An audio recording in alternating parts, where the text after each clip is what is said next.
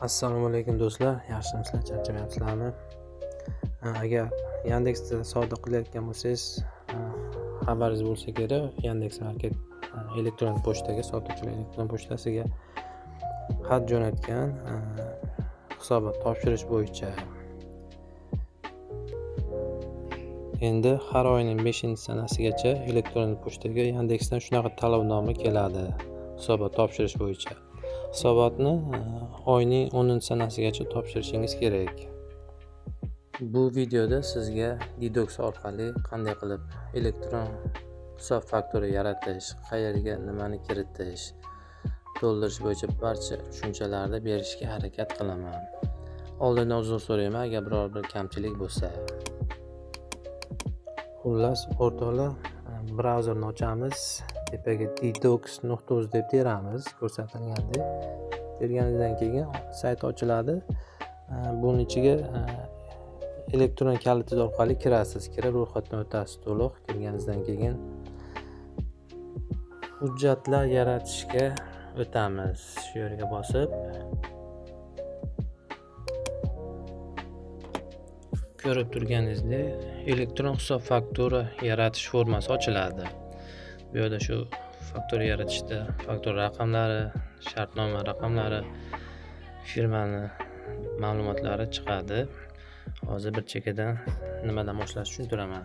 Bizga birinchi o'rinda mexik va mahsulot yoki xizmat nomi bo'limi kerak bo'ladi.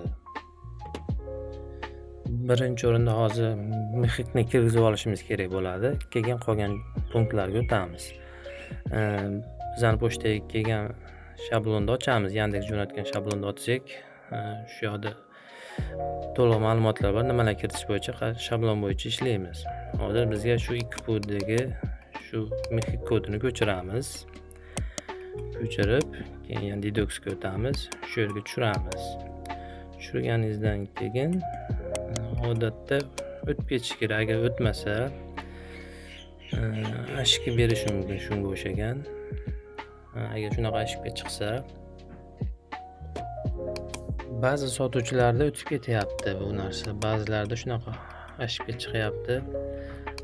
U yo'q bo'lmayapti. Shunga hozir to'g'rilashga harakat qilamiz. Mexik kodlariga o'tamiz. Ko'rsatilgandek bosganingizdan keyin bu yerda mexik kodlar qidiruvi chiqadi. Izbirini qo'shib qo'ysa bo'ladi kodni. Hozirgi kodni bu yoqqa ham tushiramiz. Tushirganingizdan keyin shunga bosib qo'yasiz. Barcha yordamchi xizmat ko'rsatishga qo'shishga bosganingizdan keyin qo'shilish kerak. Agar bu yerda ham xato chiqsa, unda tansif o'ziga kirish kerak bo'ladi. 2 pullar bo'yicha xabaringiz bor saytdan. Saytga o'tamiz. tansif.soliq.uz ga kiramiz. Bu yerda 2 pullarni oldin o'zim uchun topardik. Ko'p sotuvchi xabari bor. Kirganingizdan keyin poisk po 2 pulga bosasiz. Shu yerga ham o'sha kodni kiritamiz. Shablondagi kiritganingizdan keyin prochiv spam-magatin uslugi chiqadi. Bosasiz. Bosganingizdan keyin 2 pulning stranitsasi ochiladi. Pastga tushirib, usulni единицаga o'tasiz. Bu yerda usulga sum bo'lishi kerak. Добавить va избранныйga bosasiz. Избранный bosganingizdan keyin shunaqa добавление va избранный bo'lib chiqadi. Orqaga qaytamiz. O'shani mexik kodlari bo'yicha stranitsaga buni bir обновить qilsak, bu yerda mana qo'shilgan bo'ladi. Mexik kodimiz qo'shildi mana avtomatik. Bu stranitsani yopamiz. Yopganingizdan keyin asosiy o'zimizning formaga o'tamiz. Hisob faktura formasiga.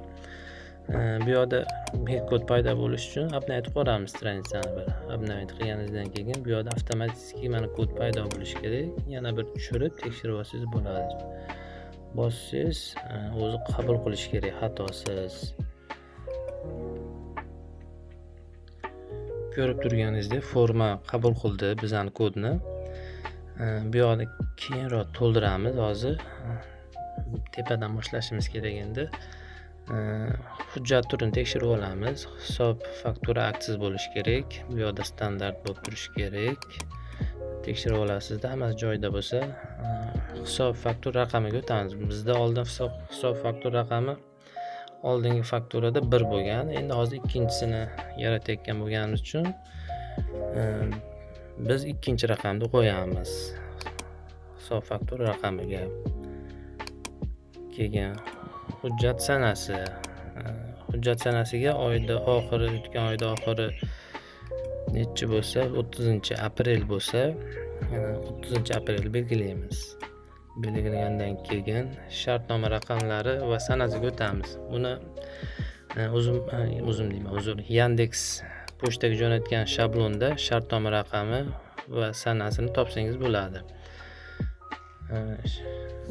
Shablonni ochamiz. Ochganingizdan keyin bu yerda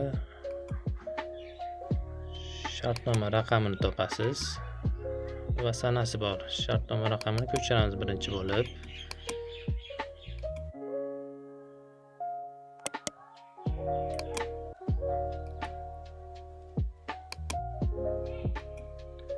Ko'chirib, shartnoma raqami degan joyga kiritamiz.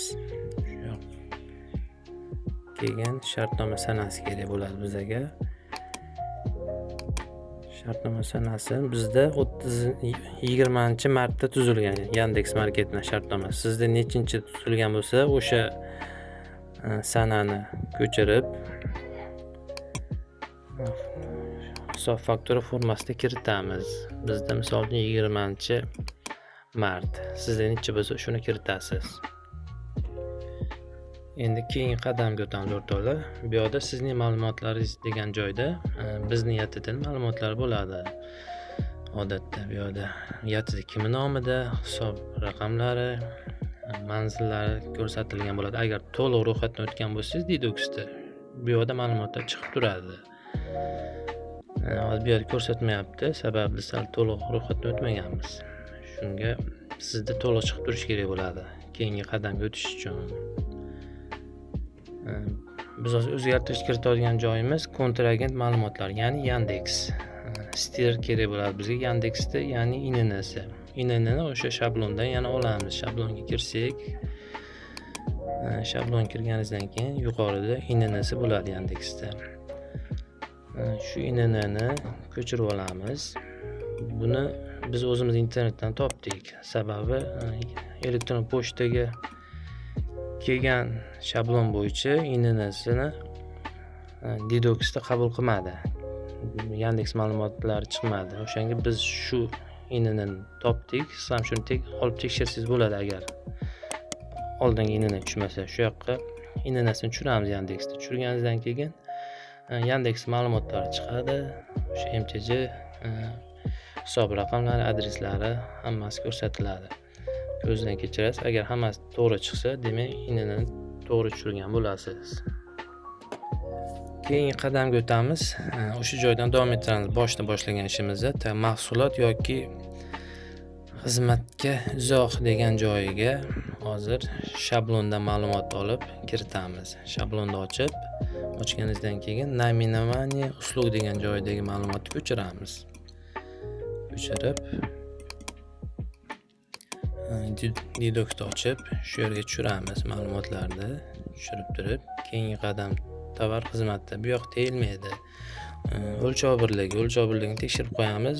Son bo'lib turishi kerak. Keyingisi soni 1 yozamiz soniga. Keyingisi narxini shablonda olamiz. Shablonda ochsangiz, shu yerda sizga qaysi summa ko'rsatilgan bo'lsa, shuni ko'chirib olamiz.